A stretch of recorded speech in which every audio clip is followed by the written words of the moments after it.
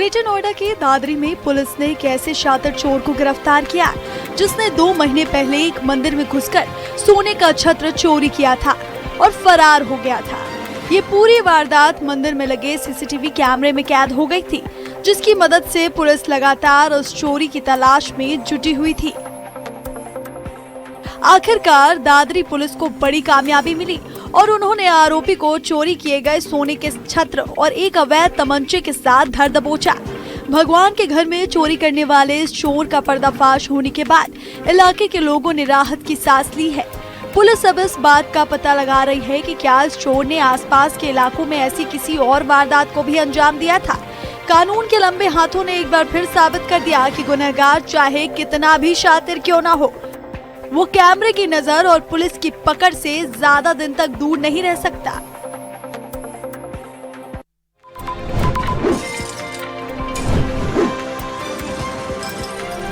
Greater Noida से बेहद हैरान और परेशान करने वाला मामला सामने आया, जहां रात का खाना खाने के बाद एक ही परिवार के 3 लोगों की तबीयत अचानक बिगड़ गई। इस दर्दनाक हादसे में मासूम भाई बहन की अस्पताल में इलाज के दौरान मौत हो गई, जबकि उनकी मां की हालत गंभीर है और वो अस्पताल में जिंदगी की जंग लड़ रही हैं। शुरुआती आशंका फूड पॉइजनिंग की जताई जा रही है, लेकिन मामले में एक अजीब मोड़ तब आया जब पता चला कि घर के बाकी सदस्यों ने भी वही खाना खाया था, पर उनकी तबीयत बिल्कुल ठीक है। इस रहस्यमय घटना ने हर किसी को चौंका दिया है और पूरे इलाके में तरह तरह की चर्चाएं तेज हो गई हैं। फिलहाल पुलिस ने शवों को कब्जे में लेकर मामले की बारीकी से जांच पड़ताल शुरू कर दी है, ताकि मौत की असली वजह सामने आ सके। हर कोई हैरान है कि आखिर उस खाने में ऐसा क्या था जिसने हंसते खेलते परिवार के 2 मासूम बच्चों को हमेशा के लिए सुला दिया।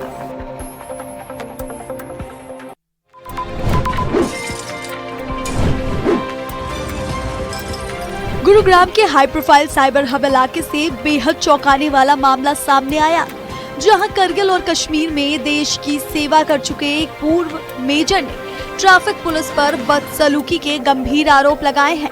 पूर्व सैन्य अधिकारी का दावा है कि देर रात शराब की जांच के दौरान पुलिस ने उन्हें जानबूझकर एक गंदी और पहले से इस्तेमाल की हुई पाइप से टेस्ट कराने पर मजबूर किया, जिसके चलते पहली बार में रीडिंग बहुत ज्यादा आई, लेकिन जब उनके विरोध करने पर नई पाइप से दोबारा टेस्ट किया गया तो रीडिंग बिल्कुल नॉर्मल थी, जिससे पुलिस की पूरी कार्रवाई पर बड़े सवाल खड़े हो गए। पीड़ित अधिकारी का आरोप है कि इस दौरान इंस्पेक्टर ने न सिर्फ उनसे अभद्रता की और उनका मोबाइल छीना, बल्कि उनकी पत्नी और 2 बेटियों को भी देर रात सड़क पर जमकर परेशान पड़ा। इस हंगामे के बाद जब पूर्व मेजर ने पुलिस हेल्पलाइन नंबर पर कॉल किया तो ट्रैफिक पुलिस की टीम अपनी गाड़ियां लेकर मौके से रफू चक्कर हो गई।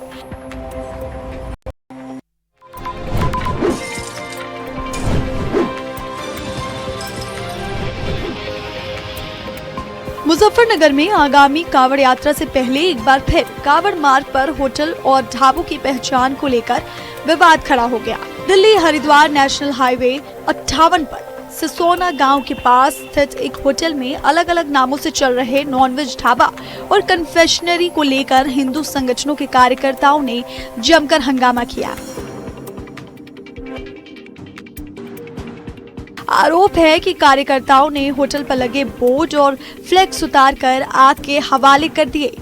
हिंदू संगठनों ने साफ चेतावनी दी है कि कावड़ मार्ग पर नाम का ये भ्रम बर्दाश्त नहीं किया जाएगा। फिलहाल सूचना मिलते ही पुलिस टीम ने मौके पर पहुंचकर स्थिति को संभाला और मामले की बारीकी से जांच शुरू कर दी।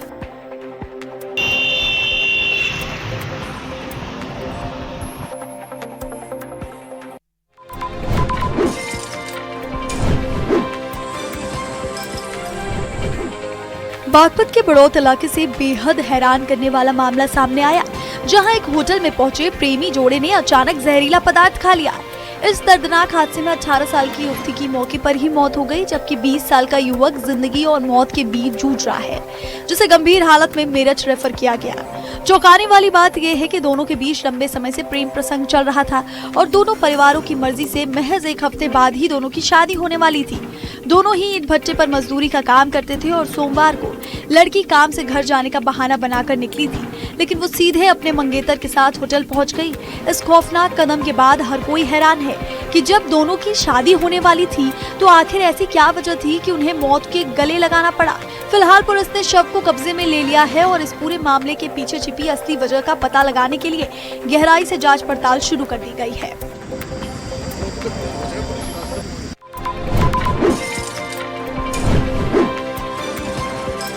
मुजफ्फरनगर के सिविल लाइंस इलाके से सनसनीखेज मामला सामने आया, जहां 32 वर्षीय रिक्शा चालक युवक की संदिग्ध परिस्थितियों में मौत के बाद पूरे इलाके में हड़कंप मच गया।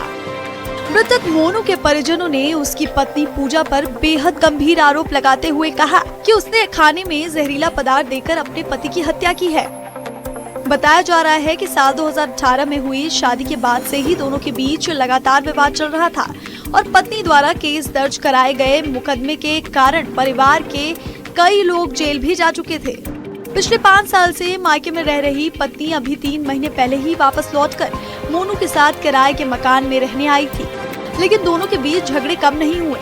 परिजनों का दावा है कि घटना वाले दिन भी दोनों के बीच भारी विवाद हुआ था, जिसके बाद मोनू की तबीयत अचानक बिगड़ी और अस्पताल ले जाते समय उसने दम तोड़ दिया। इस गंभीर आरोप के बाद पुलिस ने मुस्तैदी दिखाते हुए आरोपी पत्नी को हिरासत में ले लिया और शव को पोस्टमार्टम के लिए भेजकर मामले की हर पहलू से बारीकी से जांच कर रही है।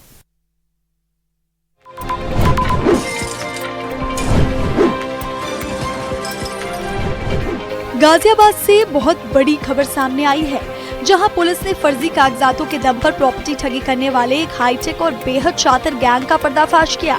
साहिबाबाद पुलिस ने इस गिरोह के 10 सदस्यों को गिरफ्तार किया है, जो असली मकान या जमीन मालिक के नकली आधार, पैन और वोटर ID कार्ड तैयार कर खुद को मालिक बताते थे और लाखों करोड़ों का सौदा कर फरार हो जाते थे। पकड़े गए ठगों के पास से पुलिस को भारी मात्रा में फर्जी I card, bank passbook, chequebook और नकली किसान बही बरामद हुई है, जिससे साफ पता चलता है कि ये गैंग कितने बड़े पैमाने पर जालसाजी का खेल खेल रहा था। पुलिस की पूछताछ में खुलासा हुआ कि इस गिरोह ने ट्रांसहर्डन इलाके में कई मासूम लोगों को अपनी ठगी का शिकार बनाया है और उनके खून पसीने की कमाई हड़प ली। मामले की गंभीरता को देखते हुए डीसीपी नगर ने जनता से अपील की कि कोई भी जमीन या मकान खरीदने से पहले उसके सरकारी दस्तावेजों की पूरी जांच पड़ताल जरूर कर ले।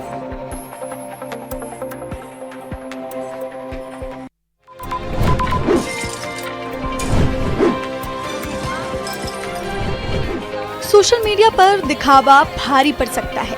मध्य प्रदेश के शिवपुरी में एक महिला ने सोने के गहने से लगकर रील बनाई। रील में महिला दिखा रही थी कि उसके पास गहने और लग्जरी कारें हैं। रील के आधार पर ही चोरों को सुराग मिल गया और इसके बाद चोरों ने अपना टारगेट फिक्स कर लिया, जिसके बाद रात में दीवार फांदकर सभी चोर पहले घर में घुसे। घर में घुसने के बाद चोरों ने अलमारी का ताला तोड़ दिया और सोशल मीडिया पर डाले गहनों के आधार पर उसमें रखे सोने चांदी के जेवरात और नकदी चोरी कर ले गए। पूरी वारदात वहां लगे सीसीटीवी में कैद हो गई। फिलहाल पुलिस पूरे मामले की जांच कर रही है।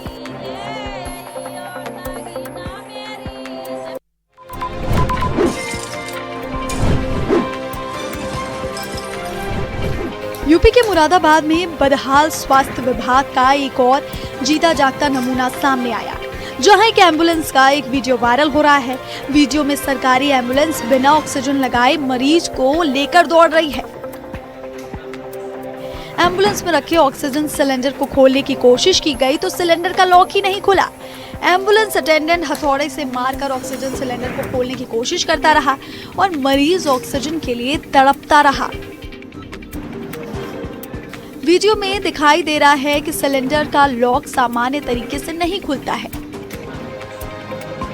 इसके बाद एम्बुलेंस का अटेंडेंट चाबी या निर्धारित उपकरण का इस्तेमाल करने के बजाय हथौड़े से लॉक पर लगातार वार करता नजर आता है। चलती एम्बुलेंस में इस तरह ऑक्सीजन सिलेंडर के साथ की जा रही कार्रवाई ने लोगों को हैरान कर दिया।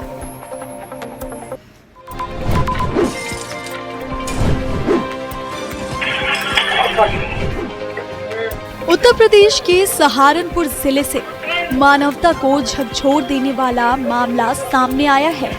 थाना कुतुबशेर क्षेत्र में मानक मऊ गांव में एक बेटे द्वारा अपने ही बुजुर्ग पिता के साथ मारपीट करने का वीडियो सोशल मीडिया पर तेजी से वायरल हो रहा है।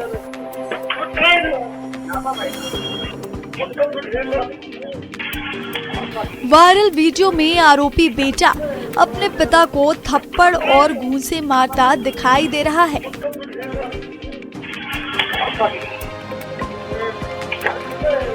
इतना ही नहीं, उसने पिता का हाथ भी मरोड़ा और उन्हें धमकियां दी। वीडियो में बुजुर्ग पिता खुद को बचाने की कोशिश करते नजर आते हैं, जबकि बेटा लगातार उनके साथ दुर्व्यवहार करता रहा।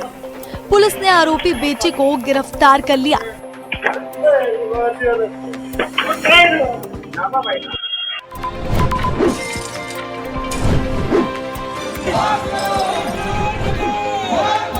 राजधानी दिल्ली के बदरपुर विधानसभा क्षेत्र के नहरपार इलाके में नगर निगम द्वारा ओ जोन के बोर्ड लगाए जाने के बाद स्थानीय लोगों में भारी चिंता और भय का माहौल है। मीठापुर, हरिनगर और जैतपुर समेत कई क्षेत्रों में लगाए गए इन बोर्डों पर स्पष्ट रूप से ये लिखा गया है कि ये क्षेत्र ओ जोन के अंतर्गत आता है, जहां किसी भी प्रकार के निर्माण या मरम्मत कार्य की अनुमति नहीं है और नियमों का उल्लंघन करने पर कार्रवाई की जा सकती है। इसके बाद से हजारों परिवारों को अपने घरों और भविष्य को लेकर चिंता सताने लगी है। लोगों को डर है कि दिल्ली के अन्य ओजोन क्षेत्रों की तरह कहीं उनके घरों पर भी नगर निगम का बुलडोजर न चल जाए। स्थानीय निवासियों का कहना है कि ओजोन का दायरा सामान्यतः यमुना नदी से 300 मीटर के भीतर के क्षेत्रों पर लागू होता है, जबकि मीठापुर, हरिनगर और जैतपुर जैसे इलाके यमुना से लगभग 3 से 4 किलोमीटर दूर स्थित हैं और यहाँ वर्षों पुराने गाँव के साथ लाखों लोग निवास करते हैं। इसके बावजूद इन क्षेत्रों को ओजोन में शामिल किए जाने से लोगों में गहरा आक्रोश है।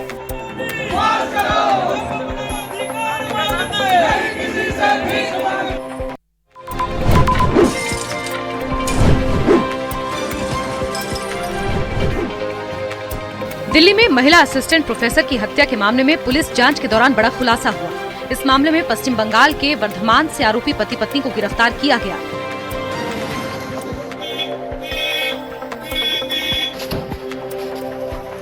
जांच के दौरान घटना से पहले का सीसीटीवी फुटेज भी सामने आया है, जिसमें दोनों आरोपी प्रोफेसर के घर में प्रवेश करते हुए दिखाई दे रहे हैं। पुलिस के अनुसार हत्या के पीछे प्रॉपर्टी विवाद मुख्य वजह थी। मृतक प्रोफेसर का पश्चिम बंगाल में एक मकान था, जिस पर आरोपी दंपत्ति कब्जा करना चाहते थे। बताया जा रहा है कि दोनों किराएदार थे और लंबे समय से प्रोफेसर की संपत्ति हासिल करने की कोशिश कर रहे थे।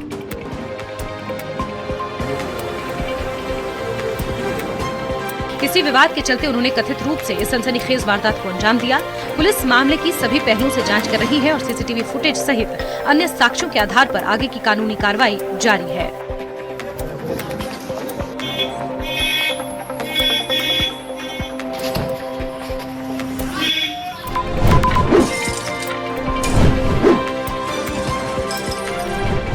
दिल्ली की मुख्यमंत्री रेखा गुप्ता के नेतृत्व में 14 जून को दिल्ली सरकार द्वारा यमुना तट स्वच्छता अभियान 2026 का भव्य आयोजन किया जाएगा, जिसका मुख्य उद्देश्य यमुना नदी को उसका पुराना गौरव वापस दिलाना, उसके तटों को स्वच्छ एवं सुंदर बनाना और नागरिकों में पर्यावरण संरक्षण के प्रति जागरूकता फैलाना है। इस महाअभियान में मुख्यमंत्री स्वयं भी शामिल होंगी और नागरिकों के साथ मिलकर स्वच्छ और स्वस्थ यमुना के संकल्प को मजबूत करेंगे। मुख्यमंत्री ने इस अवसर पर कहा है कि यमुना केवल एक नदी नहीं है, बल्कि दिल्ली की सांस्कृतिक, धार्मिक और पर्यावरणीय धरोहर है, जिसका संरक्षण केवल सरकार की नहीं बल्कि प्रत्येक नागरिक की भी जिम्मेदारी है। इसी भावना को जन जन तक पहुंचाने और व्यापक भागीदारी सुनिश्चित करने के उद्देश्य से ये विशेष अभियान आयोजित किया जा रहा है। 14 जून को यमुना रिवर फ्रंट के प्रमुख घाटों पर एक साथ बड़े स्तर पर स्वच्छता अभियान और जन जागरूकता गतिविधियां चलाई जाएंगी, जिसमें सफाई कार्यों के साथ साथ लोगों को नदी संरक्षण के प्रति जागरूक भी किया जाएगा।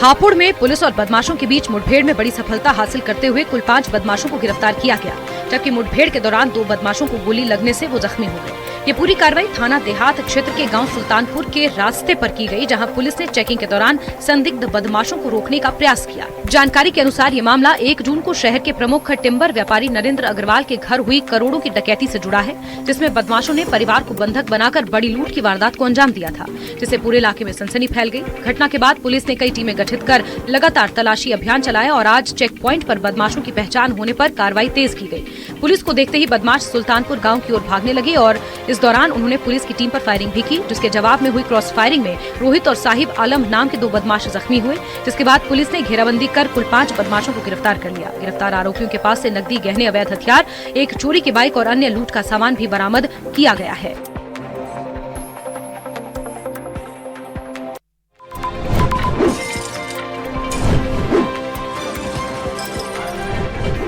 गाजियाबाद के थाना क्रॉसिंग रिपब्लिक क्षेत्र में बदमाशों के बढ़ते हौसले का एक सनसनीखेज मामला सामने आया। यहाँ कमला हॉल चौकी के पास एचपी पेट्रोल पंप के नजदीक कृष्णा नगर इलाके में रविवार तड़के करीब 3:20 पर घर के बाहर खड़ी 3 बाइकों को अज्ञात बाइक सवार बदमाशों ने पेट्रोल डालकर आग लगा दी। आग इतनी तेजी से फैली कि घर में सो रहे लोगों की जान भी खतरे में पड़ गई। पीड़ितों का आरोप है कि आगजनी के दौरान धुआं फैलने से कुछ लोग बेहोश भी हुए और किसी तरह पड़ोसियों की मदद से आग पर काबू पाया गया, जिससे एक बड़ा हादसा होने से टल गया।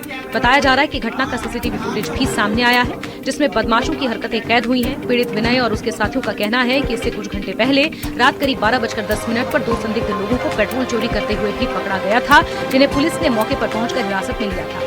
आरोप है कि इसके बाद बदला लेने की नीयत से तड़के ये आगजनी की गई। पीड़ितों ने ये भी आरोप लगाया कि इलाके में पेट्रोल चोरी की घटनाएं भी लगातार बढ़ती जा रही हैं और कई बार शिकायत देने के बावजूद कोई प्रभावी कार्रवाई नहीं होती।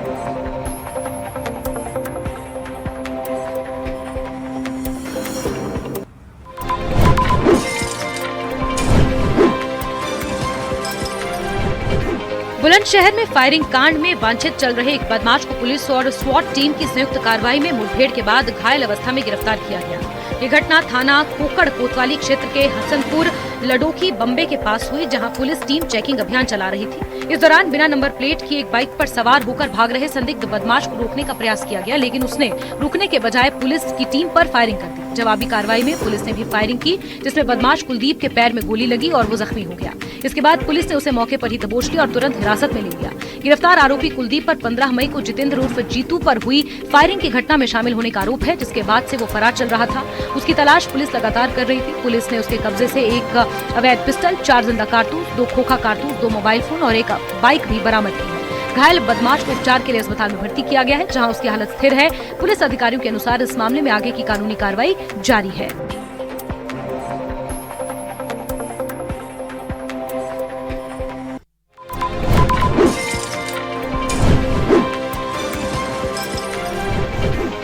अलवर के अकबरपुर थाना अंतर्गत खेड़का गांव में जमीन और दीवार की नापतोल को लेकर 2 सगे भाइयों में खूनी संघर्ष हो गया, जिसमें बड़े भाई खैराती के परिवार ने छोटे भाई प्रकाश रैगर पर लाठी डंडों से जानलेवा हमला कर दिया। घटना उस वक्त हुई जब प्रकाश अपनी जमीन पर दीवार की पैमाइश कर रहे थे।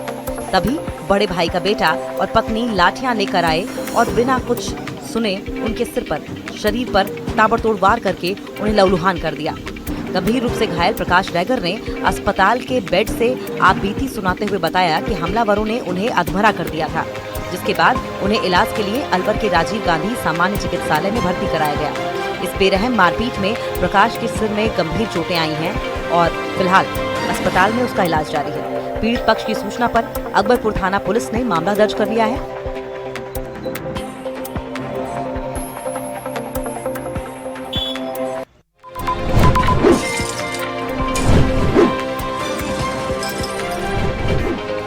दिल्ली के इंदिरा गांधी अंतर्राष्ट्रीय हवाई अड्डे पर रविवार को अचानक आई तेज हवाओं और बारिश ने बड़ा नुकसान पहुंचाया, जिसके चलते एयर इंडिया के 3 नैरो बॉडी विमान क्षतिग्रस्त हुए। जानकारी के अनुसार टर्मिनल 2 पर खड़े इन विमानों से ग्राउंड सपोर्ट इक्विपमेंट तेज हवाओं के कारण अपनी निर्धारित जगह से खिसक कर टकरा गए, जिससे विमानों को नुकसान पहुंचा और उन्हें तत्काल संचालन से बाहर कर दिया गया। एयरपोर्ट ऑपरेटरों के सूत्रों का कहना है कि मौसम में आए इस अचानक बदलाव की कोई पूर्व चेतावनी एयर ट्रैफिक कंट्रोल की ओर से एयरलाइंस या एयरपोर्ट प्रबंधन को नहीं दी गई थी, जिससे सुरक्षा व्यवस्था पर गंभीर सवाल खड़े हुए। सूत्रों के मुताबिक केवल एयर इंडिया ही नहीं बल्कि अन्य ऑपरेटर्स के कुछ विमान भी खराब मौसम के प्रभाव से प्रभावित हुए हैं। हालांकि अन्य एयरलाइंस को नुकसान की अभी आधिकारिक पुष्टि नहीं हुई है। इस घटना ने दिल्ली एयरपोर्ट पर ग्राउंड सेफ्टी और आपातकालीन मौसम प्रबंधन की तैयारियों को लेकर नई बहस छेड़ दी है।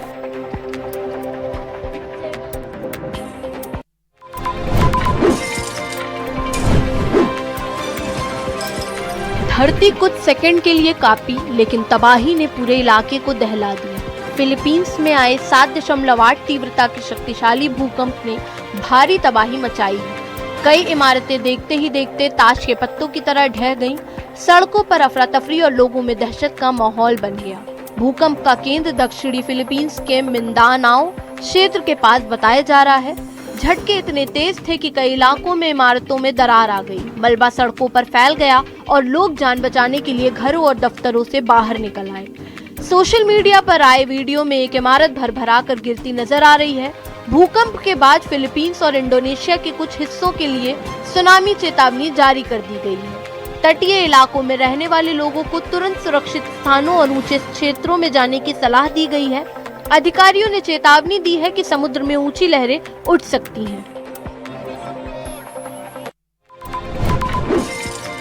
राजाओं महाराजाओं के दौर की शाही बुनावट अब बॉलीवुड की चमक के साथ दुनिया के फैशन मंच पर अपना परचम लहरा रही है और इसकी वजह बनी है अभिनेत्री जाह्नवी कपूर, जिसके एक पारंपरिक अंदाज ने राजस्थान की सदियों पुरानी कोटा डोरिया कला को फिर राष्ट्रीय चर्चा के केंद्र में ला खड़ा किया है। तिरुमला वेंकटेश्वर मंदिर में दर्शन के दौरान जाह्नवी जिस रियल जरी कोटा डोरिया साड़ी में नजर आई, वो सिर्फ एक साड़ी नहीं बल्कि हरौती की मिट्टी, कड़घों की खनक और पीढ़ियों से चली आ रही शिल्प कौशल की जीवंत कहानी थी। सोन चिरैया की यह खास बुनावट पारंपरिक पिटलूम पर महीनों की मेहनत से तैयार होती है, जहां हर धागे में कारीगरों की विरासत सांस लेती नजर आती है। शुद्ध रेशम, महीन सूती धागे और असली सोने चांदी की जरी, यही वो संगम है जिसने कोटा डोरिया को शाही पहचान दी। एक दौर था जब यह कला सिर्फ राजमहलों और महारानियों की पसंद मानी जाती थी।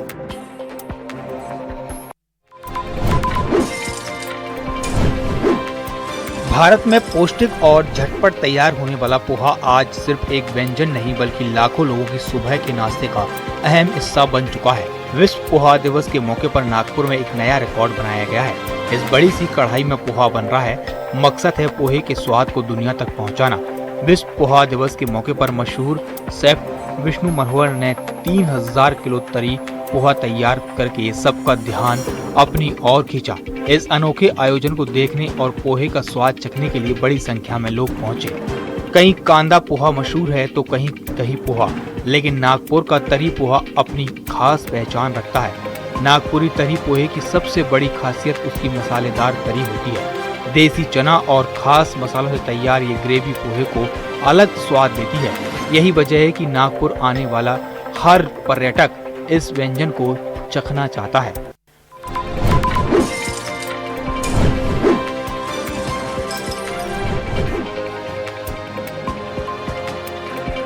घने जंगल, सन्नाटा और फिर अचानक झाड़ियों के बीच नजर आती दुनिया की सबसे तेज रफ्तार का शिकारी। ये तस्वीरें किसी अफ्रीकी जंगल की नहीं बल्कि राजस्थान के भरतपुर की है, जहां कूनो नेशनल पार्क का चीता KP3 पहुंच चुका है।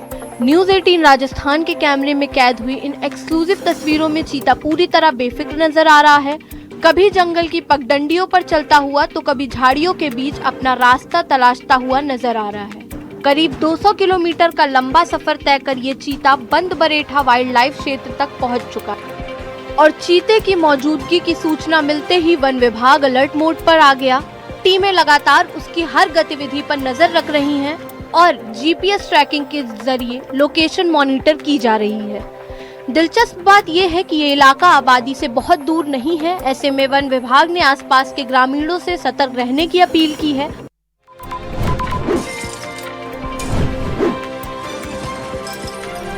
सीहोर में चोरों का आतंक है। इस बार चोरों ने मंदिर को निशाना बनाया। गंज स्थित करोली माता मंदिर में चोर ने दानपेटी पार कर ली। चोर मंदिर की दीवार फांदकर अंदर दाखिल हुआ और मंदिर में रखी दानपेटी को उठाकर ले गया।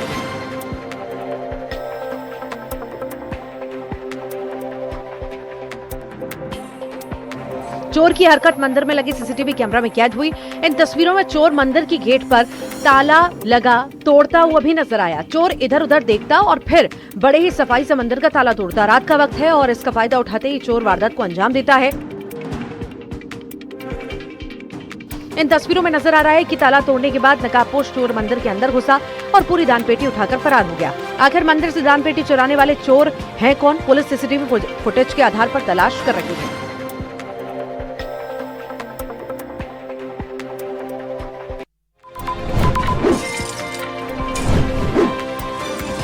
कभी नक्सली हिंसा और धमाकों की गूंज से पहचाने जाने वाले बस्तर की तस्वीर अब बदल चुकी है।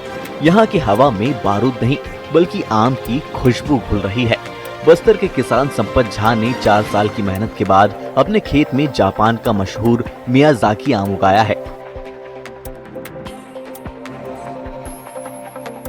मियाजाकी आम अपने खास स्वाद और सुगंध के लिए पूरी दुनिया में मशहूर है। अब यही आम बस्तर की मिट्टी में भी शानदार तरीके से तैयार हो रहा है। अब दूसरे किसान भी इसमें दिलचस्पी ले रहे हैं और वो चाहते हैं कि इसके लिए मार्केट तैयार हो। बस्तर की पहचान अब सिर्फ वनोपज, इमली, महुआ और अमचूर तक सीमित नहीं रहने वाली। अब बस्तर दुनिया के सबसे महंगे आमों में शामिल मियाज़ाकी आम के लिए भी जाना जाएगा।